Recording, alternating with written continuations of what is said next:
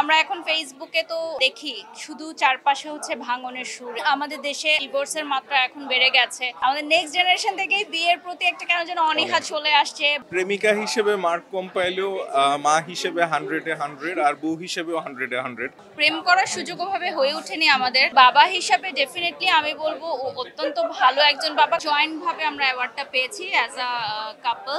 তো এটা অবশ্যই অন্য আমাদের নেক্সট জেনারেশন যারা আছে তাদের জন্য অনুপ্রেরণামূলক আমি মনে করি। কারণ আমরা এখন ফেসবুকে তো দেখি শুধু চারপাশে হচ্ছে ভাঙনের সুর এবং আমাদের দেশে এত বেশি ডিভোর্সের মাত্রা এখন বেড়ে গেছে। তো আমি সবসময় অ্যাপ্রিসিয়েট করি যারা হচ্ছে বিবাহ করতে চায় না। এখনকার যে জেনারেশনটা আমাদের আসতেছে, আমাদের নেক্সট জেনারেশন থেকেই বিয়ের প্রতি একটা কেন যেন অনীহা চলে আসছে, বাচ্চা নেওয়ার প্রতি একটা অনীহা চলে আসছে। এইটা আমি মনে করি যে আমাদেরই দোষ। আমাদের আশেপাশে আমরা এরকম কিছু নিউজই স্প্রেড করি, আমরা ভালো কিছু স্প্রেড করি না।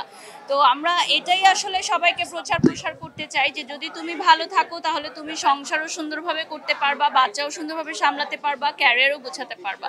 এটাই আমরা আসলে প্রচার করতে চাই। তো আমাদের 4 বছরে পা হলো সাংসারিক জীবনের, আর এর আগে তো আমাদের প্রেমের সম্পর্ক ছিলই।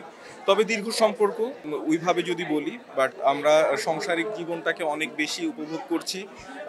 দুইজনের সেক্টরে যতটুকু পারি সাপোর্ট করে যাচ্ছি। এবং একইভাবে আমাদের একটা ছোট সন্তান আছে, ওরও 3 বছর বয়স হয়ে গেল।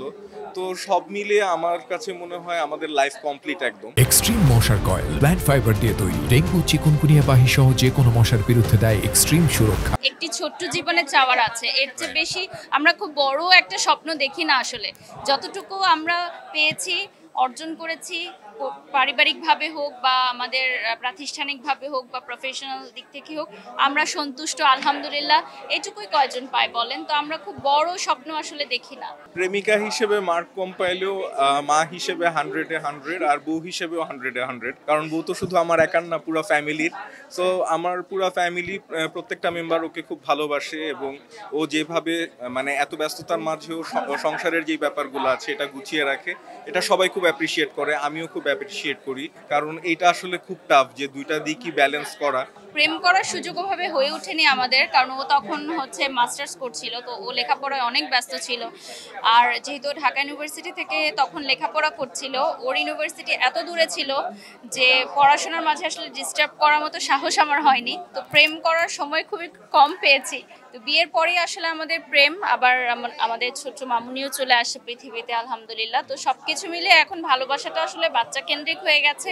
এবং বাবা হিসাবে ডেফিনেটলি আমি বলবো ও অত্যন্ত ভালো একজন বাবা। কারণ আমার মেয়েকে যদি জিজ্ঞাসা করা হয় যে তুমি কাকে বেশি ভালোবাসো, সে সবার আগে তার বাবার কথাই বলবে।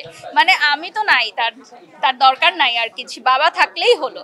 তো বাবার প্রতি তার টানটা এভাবেই তৈরি হয়েছে, কারণ বাবা তাকে অনেক টেক কেয়ার করে, হয়তো অনেক বেশি সময় দেয়, বেশি মনোযোগ দেয়, তার আবদারগুলো পূরণ করে। আর মেয়েরা একটু বাবা ঘেঁষা হয়, তো ওই দিক থেকে ও বাবাকে বেশি ভালোবাসে সব সময়।